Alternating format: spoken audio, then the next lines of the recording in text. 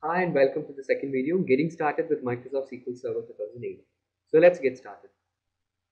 Now let's take a close look at what SQL Server 2008 is. The SQL Server is a relational database management system, commonly abbreviated as RDBMS, developed by the IT giant Microsoft. So the SQL Server was codenamed as Katmai and was released on August 2008. It is a version 10 in the SQL Server lineup. The first edition was released in 1989. So SQL Server actually portrays Microsoft's 19-year-long work on the database industry. The SQL Server has various editions. It has about 10 editions. Each edition is specialized for a particular user base. You have a compact edition which is meant for mobile applications.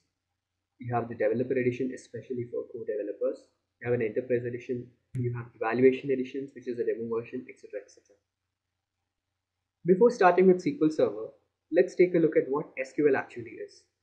SQL stands for Structured Query Language. SQL is a database query language designed for managing data in an RDBMS and originally based upon relational algebra. Relational algebra is a way to represent database queries in a mathematical form. So if you need additional information regarding relational algebra, please follow the link. So what are the advantages of using SQL Server 2008 rather than other RDBMS like FoxPro or Oracle?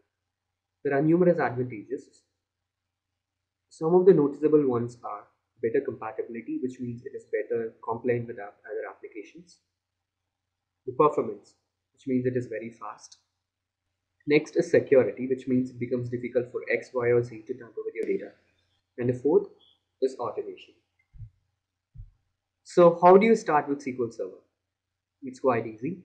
Go to www.microsoft.com/express/sql/download and click on the install now key. You can see that it has been highlighted.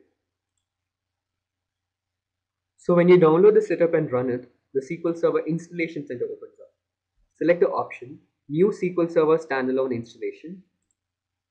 Click on Next. The rest will be easy. Next will be the server configuration page. Select an appropriate account name and click on Next. The last step is the database engine configuration window. Select the Windows authentication mode, not the mixed authentication. Select the Windows authentication mode and then click Add Current User and click on Next. That's it, the application will get installed. When you consider the SQL Server roadmap, you can see that the SQL Server 2008 is going to be succeeded by SQL Server 2011 version. And it is expected to contain some advanced features like row constructors and dynamic pilot. Let's leave it at this. Summary. So in this video presentation, we have seen an introduction to SQL, an introduction to SQL Server 2008, history of SQL Server, how to download and install it, initial configurations in the installation, and SQL Roadmap. Thank you.